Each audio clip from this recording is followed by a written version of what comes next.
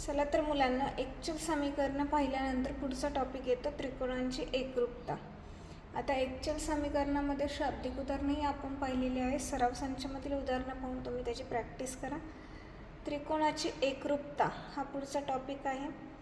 एकरूपता म्हणजे काय, ते त्रिकोण कसे एकमेकांशी तंतोतंत जुळतात, त्या जुळणाऱ्या आकृत्यांनाच एकरूप आकृत्या म्हणतात। ज्या रेषाखंडाची लांबी समान असते ते रेषाखंड समान असतात, ज्या कोणांची मापे समान असतात ते कोण एकरूप असतात। मात्र ह्यांच्या काही कसोट्या आहेत, त्याही आपण पाहूया। आता पहिल्या पेजवर एवढं काय दिलेलं नाही आहे, ह्या सोडवलेली उदाहरणं आहेत त्याच्या पुढच्या पेजवर, बट स्टील ही अगोदरचीच उदाहरणं आहेत। ही घेणं मागच्या वर्षीच्या उदाहरणांवर डिपेंड आहे। त्यानंतर आपण कसोट्या जाणून घेऊया। आता पहा, पहिली कसोटी दिली आहे बाकोबा कसोटी, पेज नंबर 83 वर दाखवलेला आहे। दोन बाजू आणि एक समाविष्ट कोन असणाऱ्या जोड्यांना बाकोबा कसोटीनुसार त्या जोड्या एकरूप असतात। आता बघा, इथे आकृती दिलेली आहे।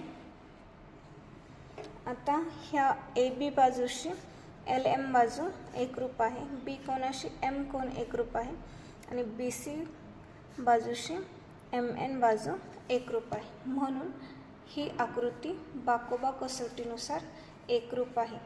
एकरूप दाखवण्यासाठी दोन लहान रेषा किंवा तीन लहान रेषा वापरल्या जातात। आता बाबा कसोटीत तिन्ही रेषा वापरायच्या झाल्या तर एक लहान, एक दोन लहान आणि एक तीन लहान अशा रेषा वापरायच्या असतात।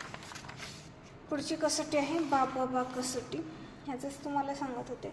तीन संगत बाजू एकास एक संगतीने जर एकरूप असेल तर त्याला बाबा कसोटी म्हणतात। म्हणजे बघा, इथे आकृती दाखवली आहे PQR आणि XYZ, ह्या आकृत्या दोन्हीही सेम आहेत, त्याच्या तीनही बाजू सेम आहेत। इथे दाखवले नाही, तुम्ही इथे एक लाईन, इथे डबल लाईन, इथे ट्रिपल लाईन असं काढून ते एकरूप आहे ते दाखवू शकता।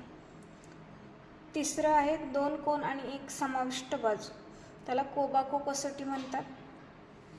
आता इथे पहा, X कोणाशी D कोण एकरूप आहे, XZ शी DF ही बाजू एकरूप आहे आणि Z कोणाशी F कोण एकरूप आहे, म्हणून ही कोबाको कसोटीनुसार एकरूप आहे। त्यानंतर आहे कोकोबा कसोटी।